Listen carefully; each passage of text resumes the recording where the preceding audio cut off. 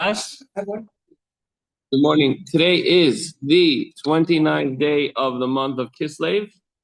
I'm sorry, yeah. Today's the 29th day of the month of Kislev, and we have to catch up a little bit because yesterday we had a beautiful, huge bris in Shul, so we didn't have time to squeeze in the Tanya, but we are going to do retroactively. We're going to go back and review. But first, we're going to discuss today's Tanya. I got David here sitting with us. In today's Tanya, the Alter Rebbe says, on page 103 in the Chayenu, that by investing itself in the garments of mitzvahs, the neshama is enwrapped by godliness. This embrace is a union with Hashem himself, similar to being embraced by a human king, that although the king wears royal garments and has layers of clothing, you don't say, I hug the king's clothing, you say, I hug the king. So that's what happens when we do a mitzvah.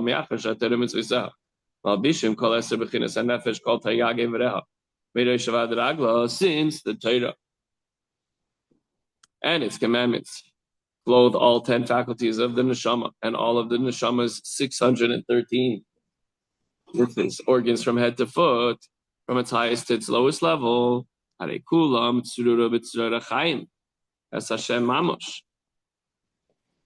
The neshama is truly completely bound up by the bond of life, and the very light of Hashem envelops and encloses it from head to foot. Kameshikosuv, Suri, Echse, Chsiv, Katsina, Rotzein, Tatrenu.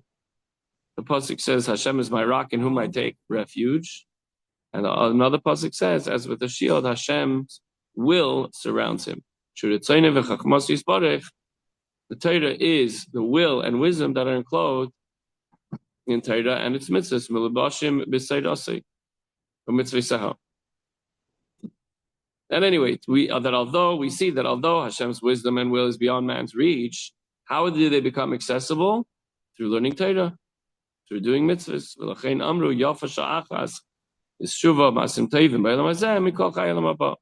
For this reason, it says that 1 hour of tshuva and good deeds in this world is better than the entire life of the world to come. For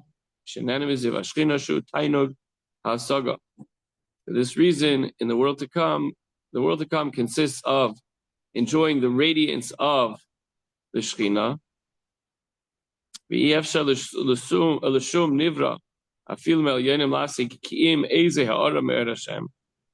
And now, even though no created being, even an angel, can comprehend only a glimmer of the divine light, that's why it's called the Ziv, the ray of Shekhinah. So the Ziv Shekhinah, the little ray, that comes down. But Hashem himself, no one can comprehend. Ki'im kasher tfisa mislabeshes b'toira of mitzvah azahi tfisa mislabeshes b'kadosh baruch hu mamish. So how can we talk and truly grasp Hashem? By learning Torah and doing mitzvahs. God and the Torah are one and the same.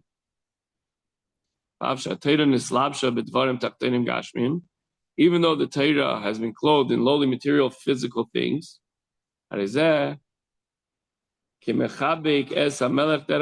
mentioned before that when you hug the king, you're not hugging his clothes.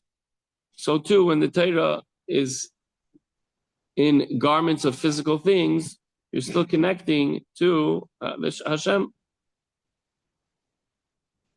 The king's body is in the clothes.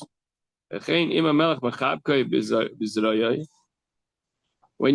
the king embraces one with his arm, you don't say the clothing embraced me, even though there's robes there. As the pasuk says, Hashem embraced me with his right arm. The Torah which was given with the right hand. But the Torah is related to the attribute of chesed, kindness, and water. The takeaway is like this. An embrace is an embrace. Doesn't matter how many garments somebody's wearing. Somebody gives you a hug. Somebody pats you on the shoulder. You don't say, oh, he touched my sweater, right? You say, he touched me. So the love and the connection is palpable. What we do is we learn Torah and we do mitzvahs, and that way we can have a connection to God himself and not just the ray. That's it, folks. Have a wonderful day. and a wonderful Shabbos and a good Chodesh Tevis.